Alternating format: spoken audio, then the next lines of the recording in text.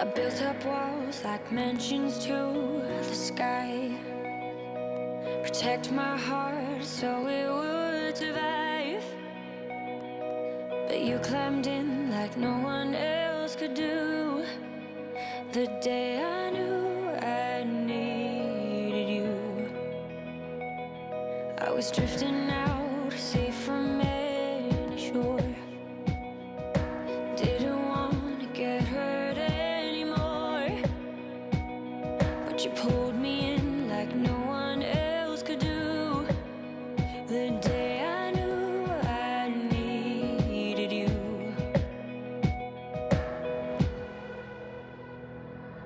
I was complicated, you made perfect sense. I was slowly breaking, but you knew how to mend. We're searching for some answers, who I was and where I'm running to. I was looking for me when I found you. When I found you.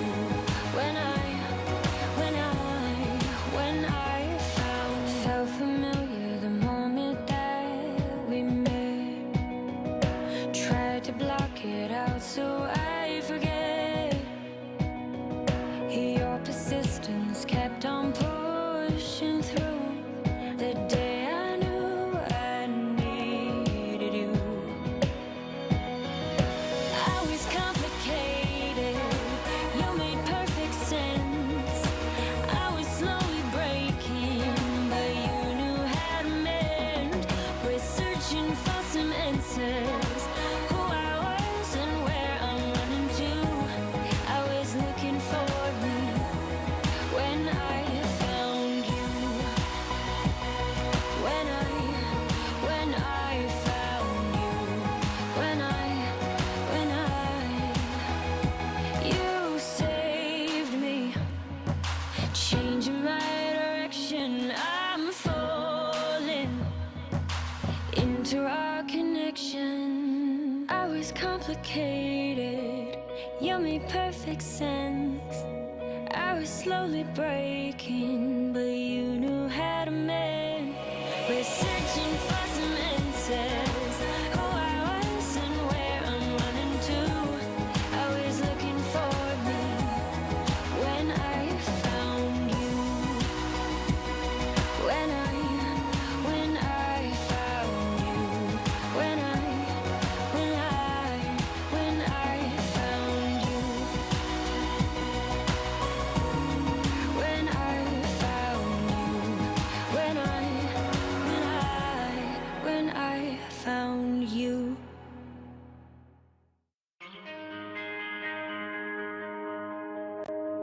Too many days in the darkness without a glimpse of the light. Running tired and broken and scared, but I swear I'll never give up the fight.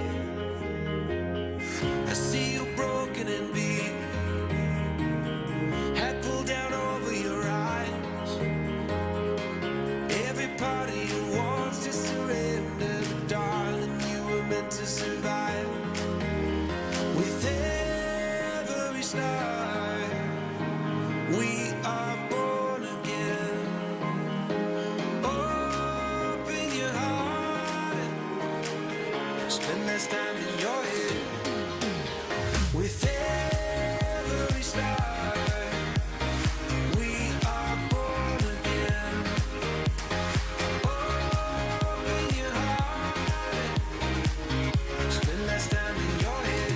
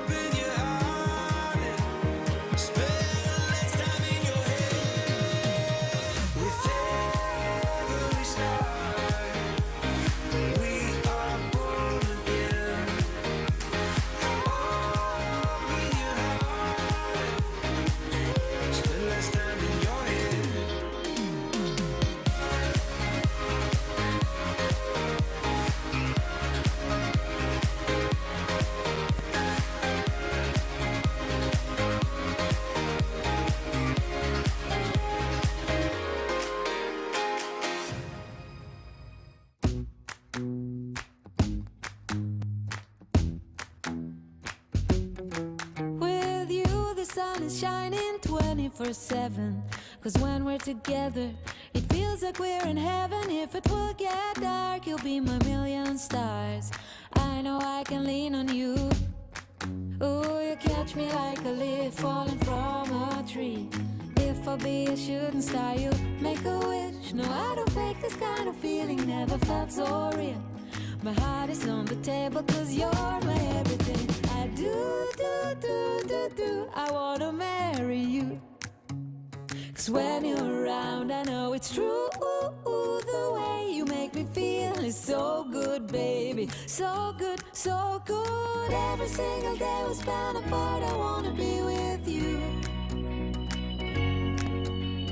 Baby, take my hand, hold it tight just like you do. Feels so good, so good. When I wake up in the morning and I see your face, I'm becoming blind by your dazzling grace. What a beautiful feeling to be close to you. There's nothing else I wanna do. Ooh, and from the fields of flowers you chose to pick me. You're spreading sugar on my misery. And I don't fake this kind of feeling, never felt so real. My heart is on the table 'cause you're my everything. I do, I wanna marry you.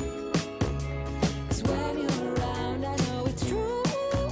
The way you make me feel is so good, baby. So good, so good. Every single day we spend apart, I wanna be with you. Baby, take my hand, hold it tight just like you do. Feels so good, so good.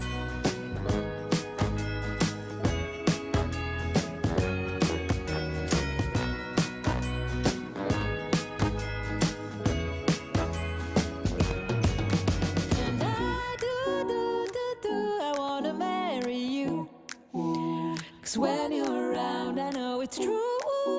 The way you make me feel is so good, baby. So good, so good. Every single day we spend apart, I wanna be with you. Baby, take my hand, hold it tight just like you do. Feels so good, so good.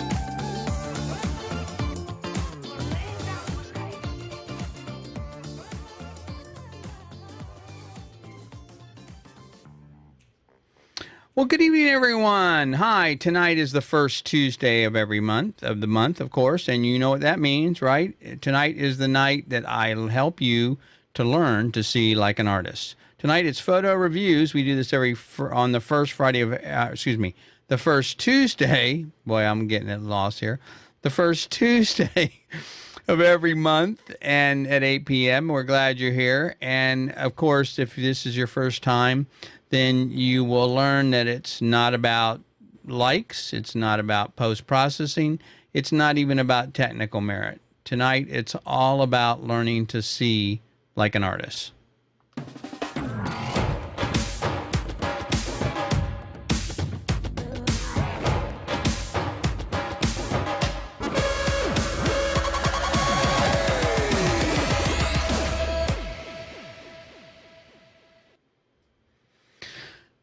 Well, again, hello, I'm Lee Love, and thanks for joining us tonight. Again, I'm a commercial photographer, director, and photo mentor, and I do this every Tuesday night at 8 p.m.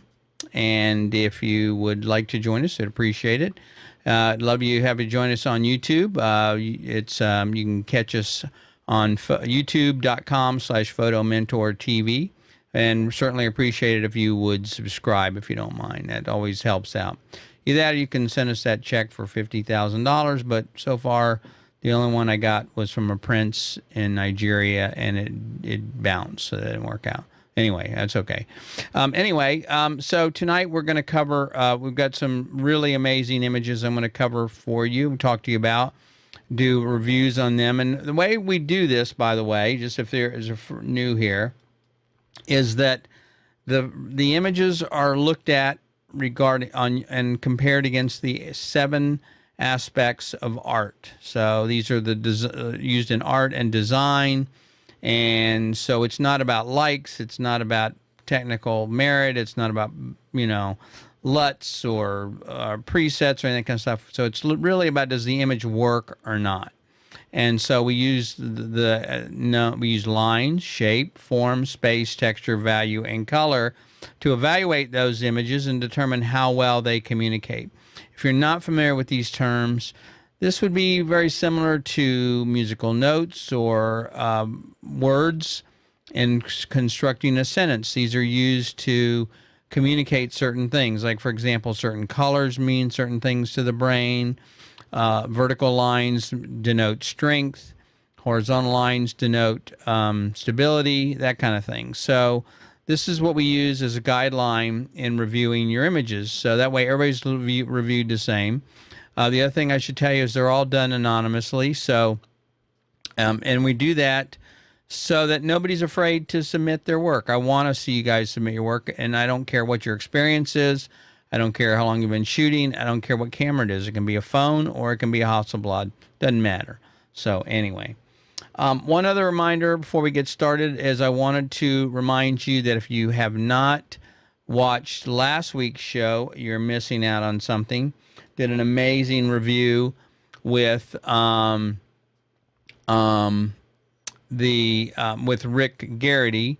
And Rick is a fantastic artist, and he travels across the country photographing America. He's been to some of the smallest incorporated town in America, and he's been to other multiple. So it's just a fantastic interview if you want to watch that. This is going to be we did part 1 last week, and part 2 will be next week on the 12th. So encourage you to go back and watch part 1, and I think you guys will really, really enjoy it. We had a lot of great feedback on it, and Rick is a great guy. Enjoyed talking to him. In fact, the problem is the reason we had to go to 2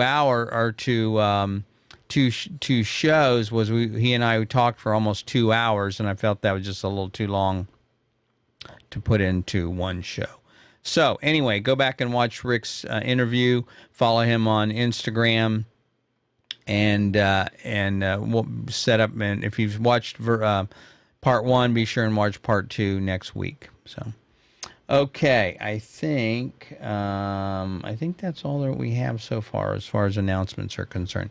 And Sue Ann, no, that is new, by the way. That was not there before. It was something I've been working on. I'm trying to, I try to up our game here every week. I'm always doing.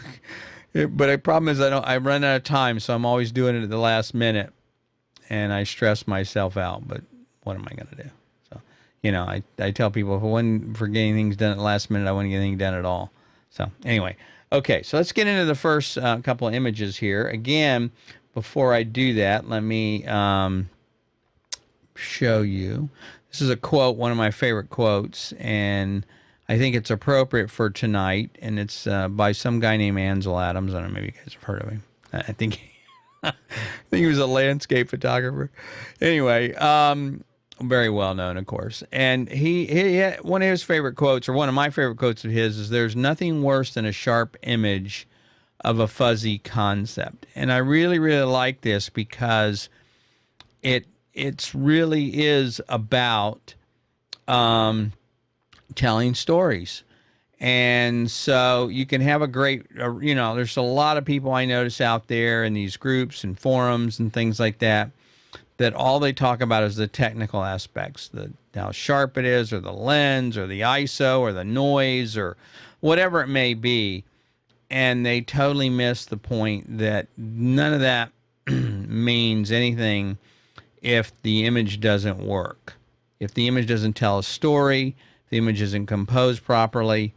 So that's why, for those of you who know anything about the way I teach, I kind of teach what some people consider backwards, where I don't, the technical and the exposure triangle and all that other stuff is the last thing you need to learn. The first thing is learning how to see, and the second thing is learning how to tell a story. So that is what I focus on. So that's why I think this is a fantastic quote. Okay, so let me pull this up here. All right, so the first image we have tonight is this one here was submitted by HH, and HH says that I love watching kids, what they do and the fun they have doing it, which I agree. I think that's so cool. And this is a friend's son, and decided to play in the mud. It was more fun than swimming. I guess you can see he's got his life jacket on. And she just wanted to capture it for her friend. And I just think this is a fantastic image. It's really great.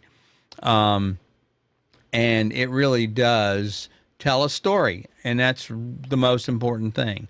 Now, there's some things that you could have done to make it more impactful, of course.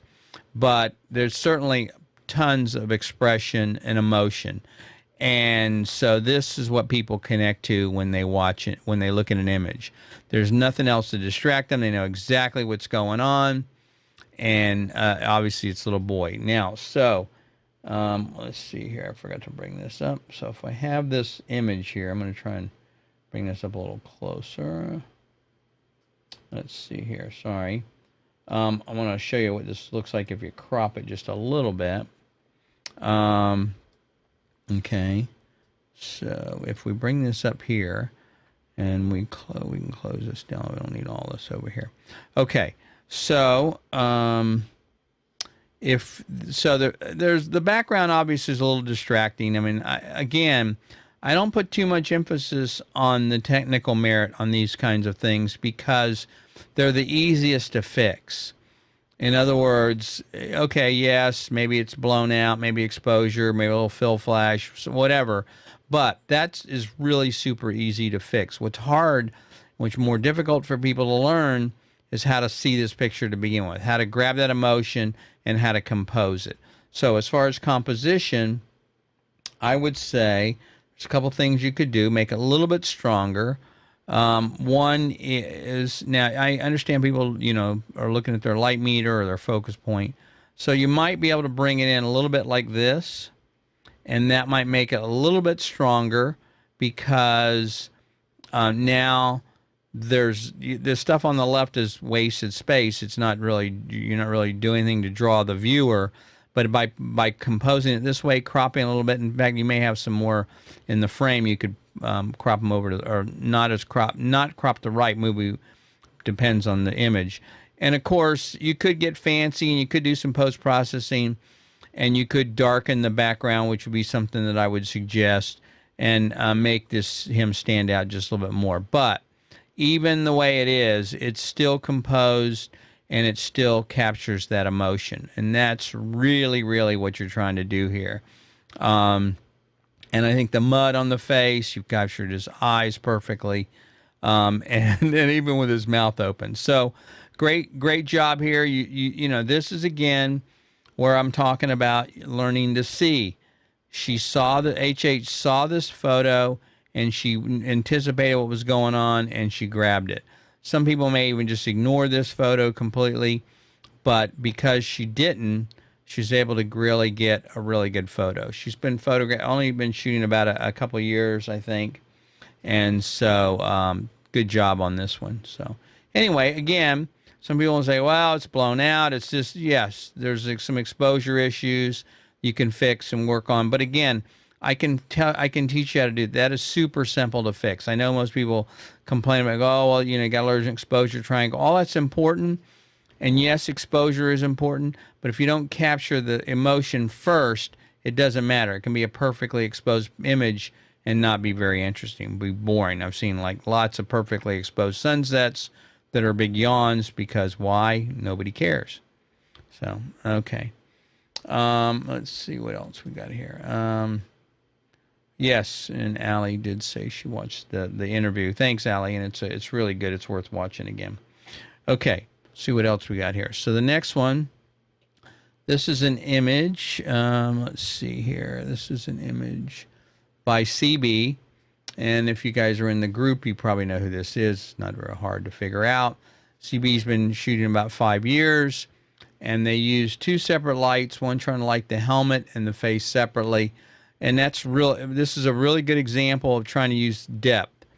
So what they've done here is by not lighting the foreground, the background as much, it's really created some depth and some mystery, and this is perfectly for this image. Also, by the way it's lit, I should say, on the one side of the face, again shows drama, makes it more interesting. I know you guys have heard me use the quote before. I think it's by Joe McNally, who got it from somebody else, and that if you want something to make it look more interesting, don't light it, all of it. And that's really what's going on here. So I think it's just a superb image. Composition is excellent. It's also really, really good as far as color. It really works as far as the colors are concerned. And being able to show the colors. And that is something that's very important in composition and also telling the story. The red and the blue or the purple really work against each other. And then, of course, the image in the back also with the helmet being red also makes it stand out. So excellent job on this one, CB, as most of your work is. And so this is a great image. So no complaints there. All right, so we got a few more, not too many tonight, a couple. All right, so now this is this may be a little too blown out. It maybe look okay on your monitors. Looks better here, but this is an interesting photo. The comment here is that it's by SJ, and they've only been shooting about 1 to 2 years, and they mainly shoot for friends and family, of course. And, of course, their confidence isn't there yet. And I get that. That's really a big concern of mine. I really work hard to try and improve your confidence because I want you to be able to be more confident.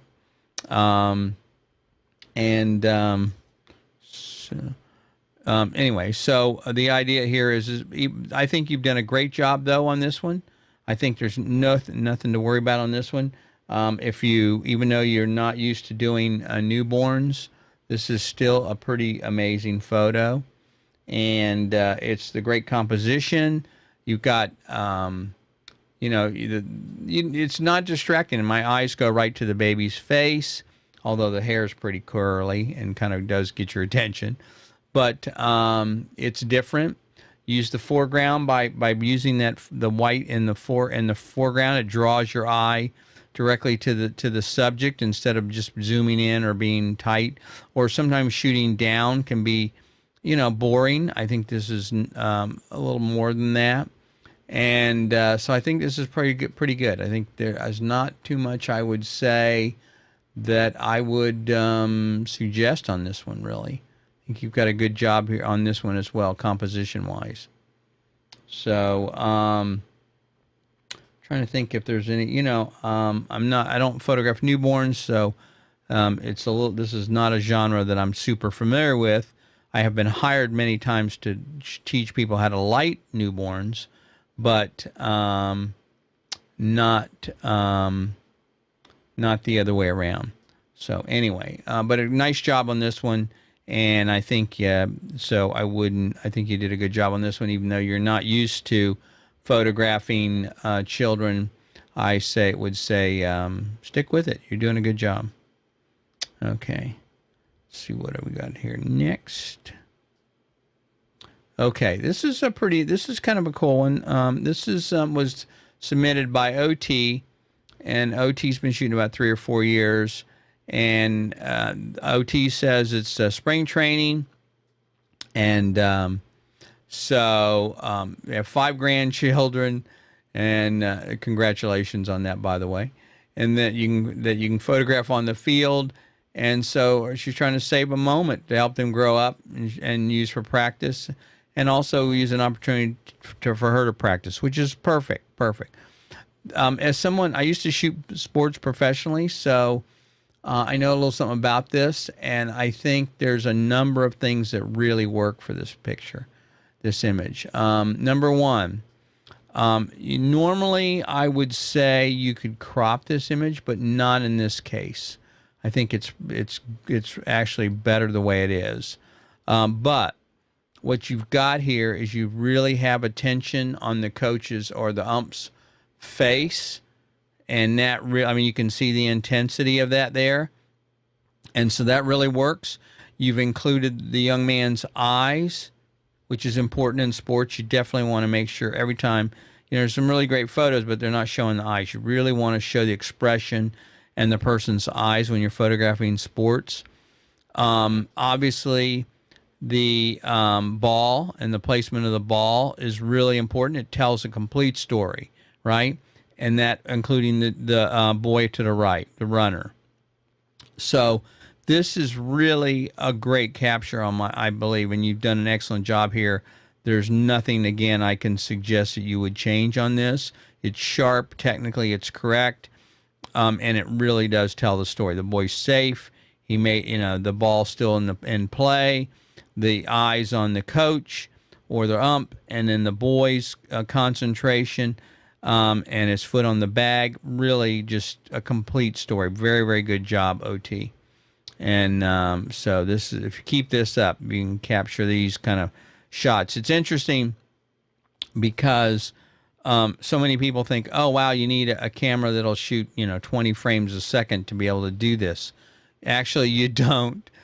I used to shoot some sports, again, professionally, and at the time, I upgraded, but at the time I had a camera that would shoot 3 frames per second, and I could still get the ball right on the edge of the bat, and it's all about timing. So if any of you guys are looking to do sports, let me give you a tip, and that is you have to know the sport. That's the key.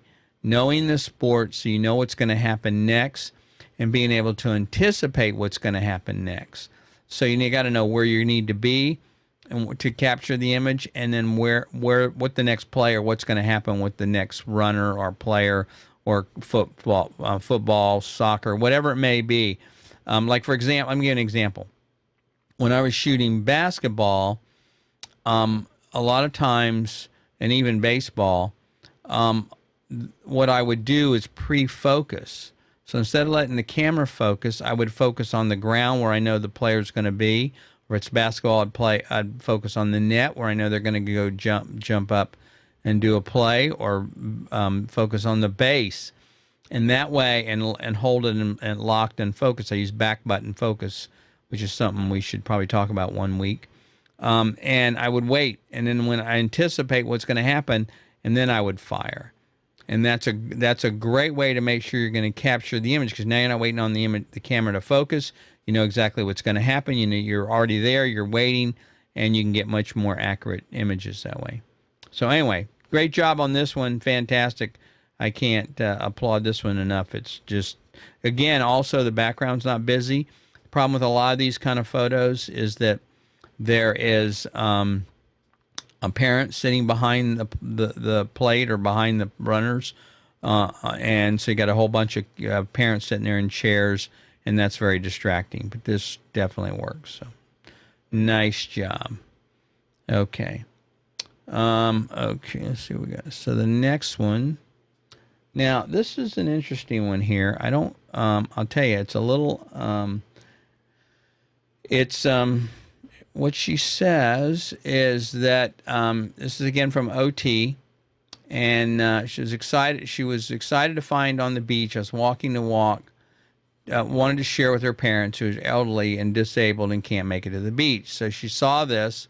She wanted to photograph it to be able to bring the image back and show them what she had discovered, which I think is fantastic, by the way.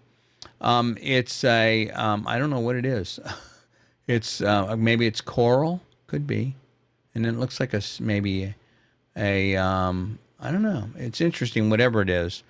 But it's, the image is good. It's technically right. It's lit well. It's in the shade.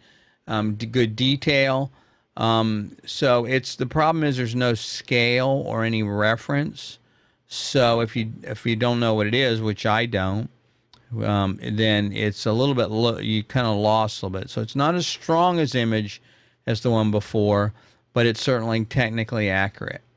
So, you might, you want to capture this image, of course, and you want to capture it from this angle, but then I'd also play around with it. I don't know if it's on a wall. Maybe it's on a wall. I don't know. Either way, I would move around and try and photograph this from an angle so that you are giving a little bit different perspective on what this is. So let me see if I can try and show you that a little bit here. So I'm going to see if this works. Okay, so we'll try this. I'm not sure here. So what you can do is what I mean by that is you could, I don't know if this is going to work or not. Yeah. So you could, if you're photographing it, you could maybe shoot it so that it looks like, it's a little more of an angle. In other words, you see what I'm saying here? You want to come at it from one side and shoot down the object. So therefore, it gives it a different perspective. And this is going to be larger than the other part. And you may even have the beach behind it in the background. That would also give it make it a little more interesting. But anyway, just an idea, so it's nothing wrong with the way it is. It's just, it's a little disconcerting because it's a little confusing if you don't know what it is because there's no point of reference. So other than that, it's still a very good image. Starfish, Allie. It could be a starfish. I definitely see the starfish in the orange there. You think it could be multiple starfish? I don't know. It could be. But it's definitely very cool. It's definitely colorful. Of course, it meets that requirement. It has definitely a lot of color in it. And it's interesting. I just don't know what it is. So therefore, it's not, leaves a little bit distracting. So anyway. Okay. Yeah, so this is the person that submitted it. Okay. Makes sense. Hopefully. And yeah. So is it a starfish? Oh, I see. Maybe it is a starfish. They're hanging on a big rock. Yeah, okay, I can see that now. I see the big rock. Okay, cool. Anyway, so it's still, don't get me wrong, it's still a cool picture, but it just is a little bit unusual, and I don't quite know, what's going on there. So, all right. See, I got too many buttons here. All right, let's get rid of some of this stuff. Okay, there we go. All right. We don't have too many images tonight, actually. A couple more. Let's see here. The next one. Okay, so this is this was submitted to me at the very last minute. I got two images here I want to show you guys. This was submitted by let me see, look at I don't know the notes here. Again, this is why I like you guys I appreciate you submitting it through the system, because they were having some problems, but PS submit this one. Because then it gives me some background on you, the photo, why you took it, and some things like that. Without that, I have no context. So it makes it a little bit harder. But anyway, obviously this is a senior prom or something like that. And it's pretty darn good, actually. Even though the background is bright, which does tend to, your eye goes to the lightest part of the frame, not the darkest part, but at least they were smart to put them in the shade so they can control the lighting. And this person is pretty good on posing. Got the women on their back feet, on their back foot, which is the way you do it, and the men are kind of side by side, hands in the pocket. The guy on the left, look at the pose on him, very nice. So you can see both his hands. It's got his on his hip, so that's a really nice pose there. It would be you want to see, generally you want to see both people's hands. So the woman on the right there in the black. He's got her pose. P.S. has them posed properly, hand in front like that on there, but it looks natural. It doesn't look like it's posed. And you might want to put, I might wanted to try taking her right or left arm and put it on the gentleman's shoulder, maybe, just so you can see her arm. But yeah, very nice. Again, the background. If I were shooting this the way I shoot. My style is I would have lit it. I don't think there was any lighting going on here. So again, as I've talked to you guys about before, and I've just demonstrated this in the lighting class we did a few weeks ago, I would have exposed for the background, right? So darken that background, get that sky nice and vibrant. Looks like they might have done some post-processing to make that happen. And underexpose the background, get that background looking nice and properly exposed.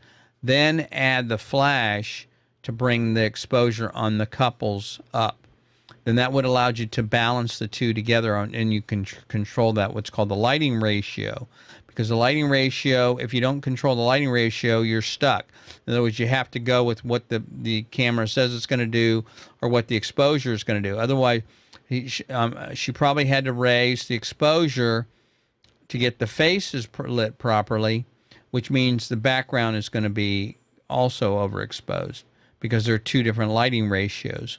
Where if you use flash, you can control the two separately. You expose for the background, then you turn on the flash, you bring that up to expose for the couples, and now you can control that however you want it to, the lighting ratio however you want.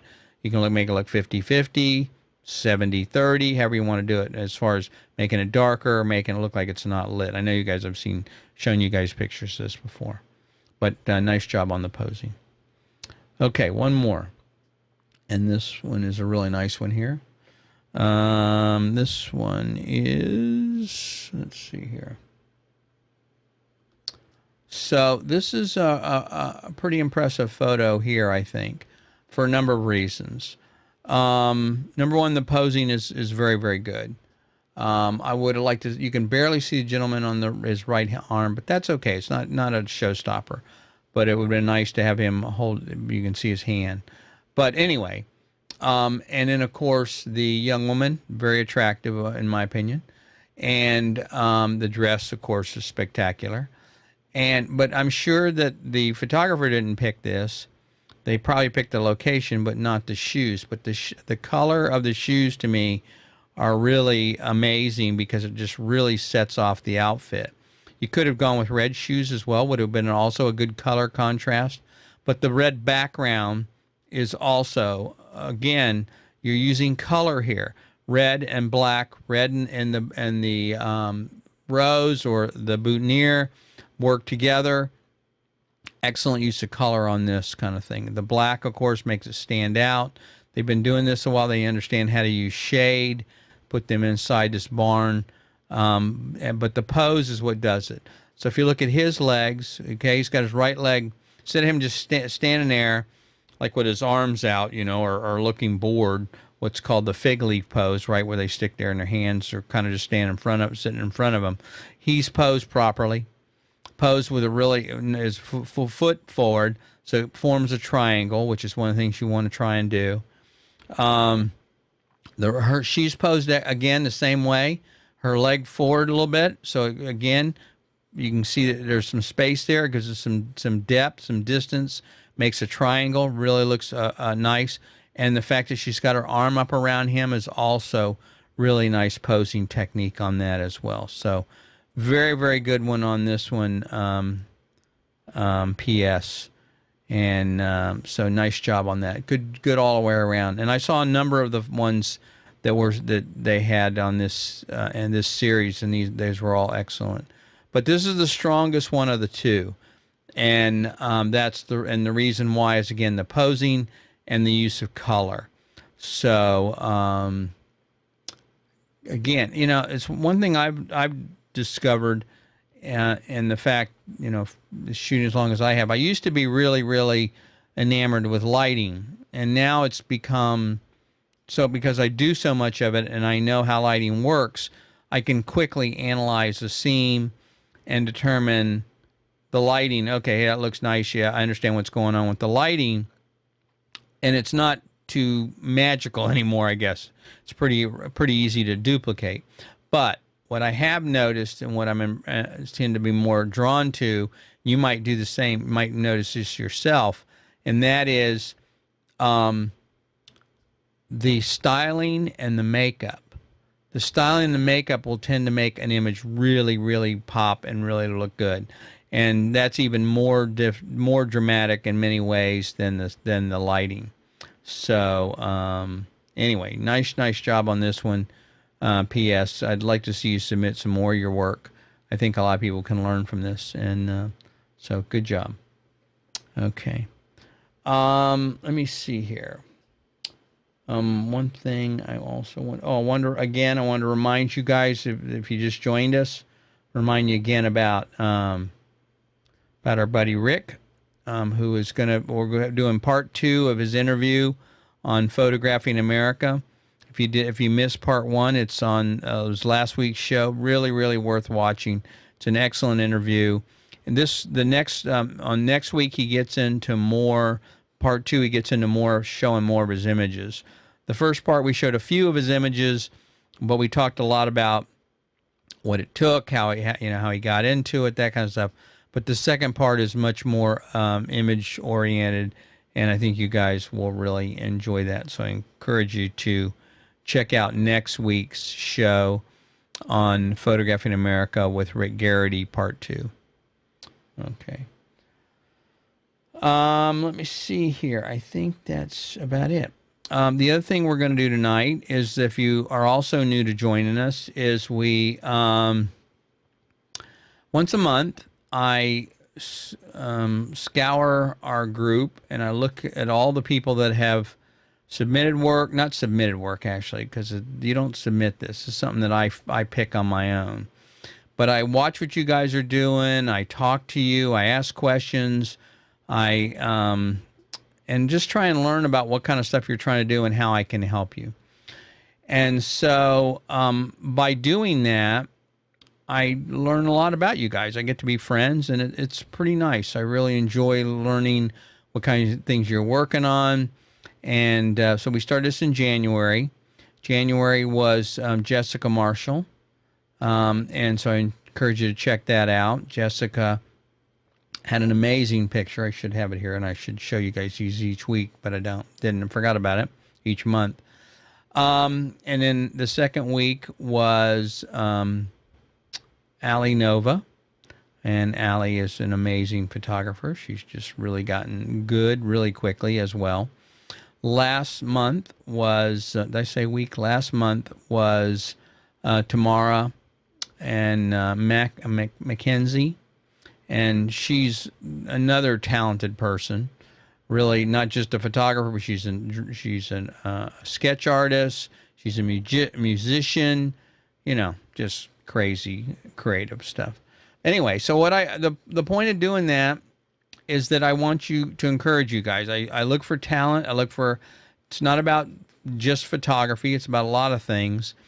And so I try and recognize somebody once a month as a way to encourage you and, just basically stick to it, because I think there's talent I see there.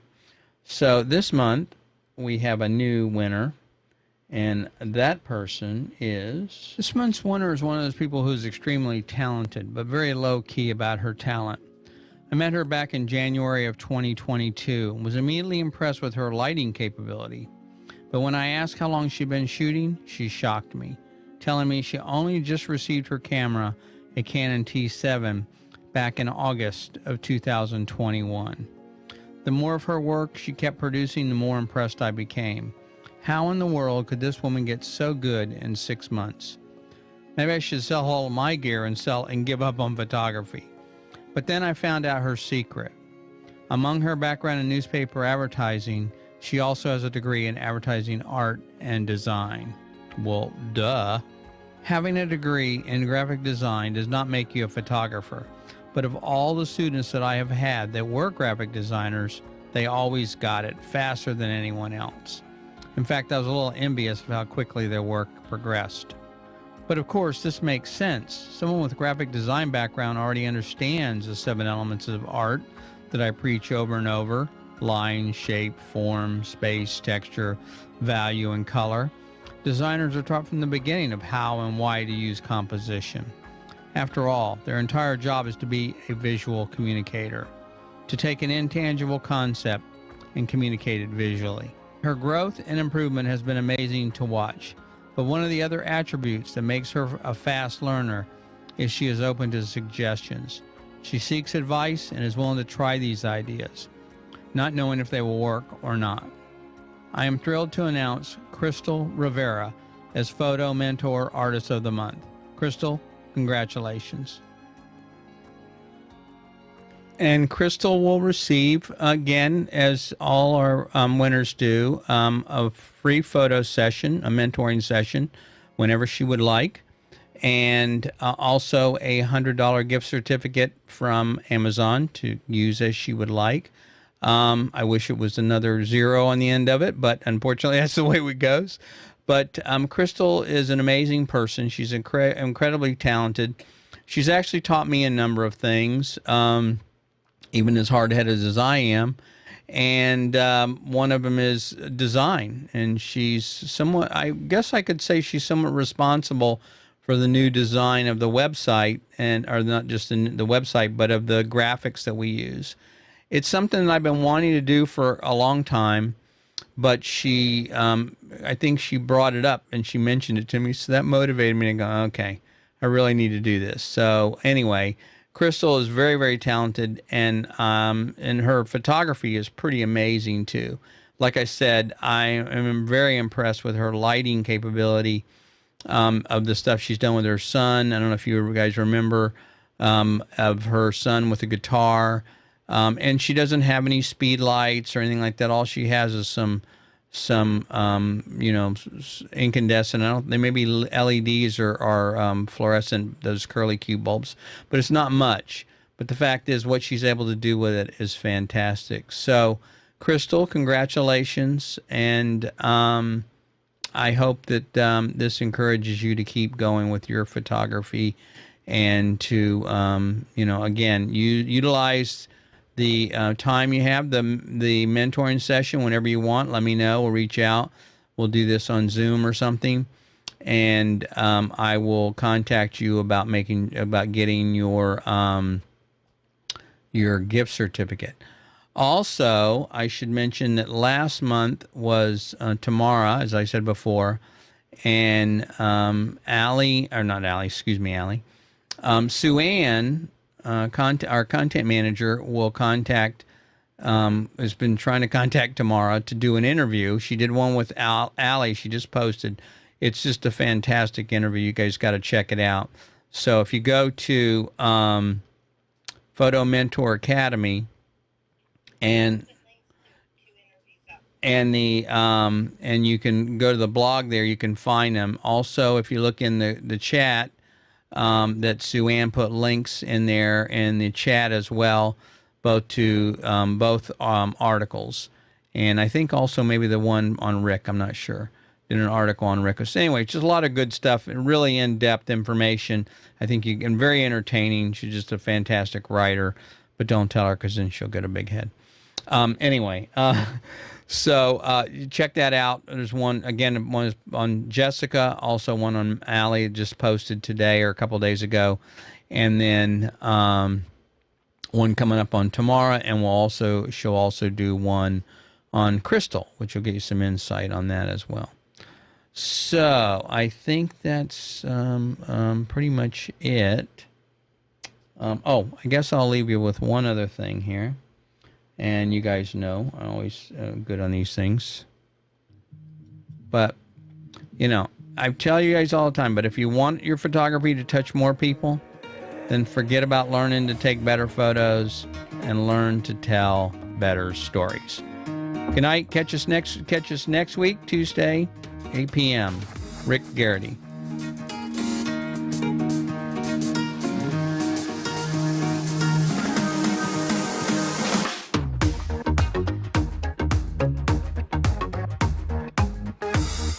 I can't hear you, Lee, but can you hear me? I can.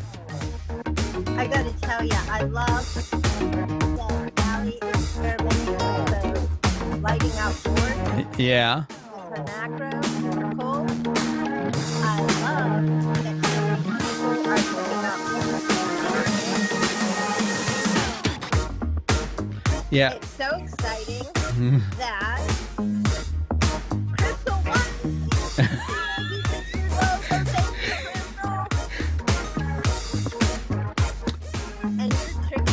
I know. But